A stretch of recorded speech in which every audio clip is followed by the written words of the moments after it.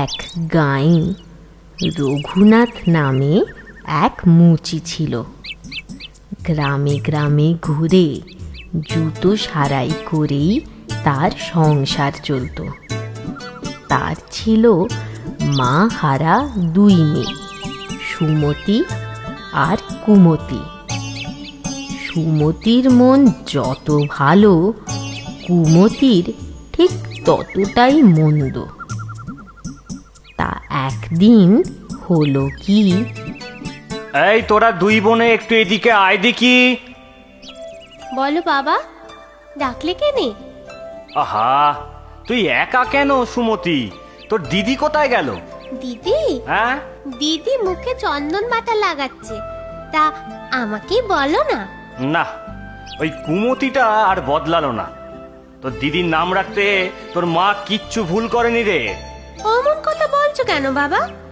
দিদি শুনলে দুঃখ পাবে।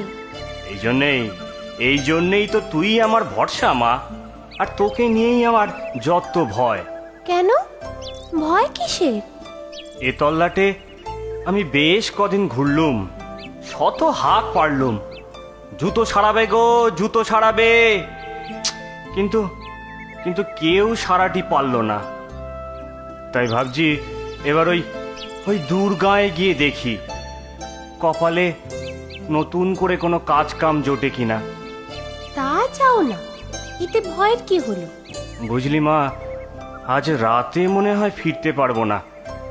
দুই বোনে তোরা মিলেমিশে থাকতে পারবি তো? খুব পারবো। ওই যে তোর দিদি এসেছে, ভূতনি সেজে। আহ, সাজের বাহার দেখো। চন্দন বাটা মেখেছে গো, তাই অমন দেখাচ্ছে। ধুয়ে ফেললেই দেখবে আবার সুন্দর হয়ে যাবে। থাক, আমাকে নিয়ে তোর না ভাবলেও চলবে। বলো বাবা, কি হলো? ডাকছিলে কেন? শোন, এই আজ রাতে হয়তো আমি ফিরতে পারবো না।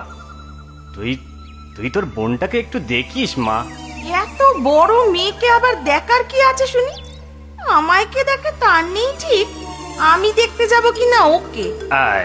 এই জন্যেই তোকে ডাকা আমার ভুল হয়েছিল। যাই যাই, ওদিকে আবার আমার দেরি হয়ে যাচ্ছে। হ্যাঁ চলি রে। বাবা, এসো। দুগ্গা দুগ্গা।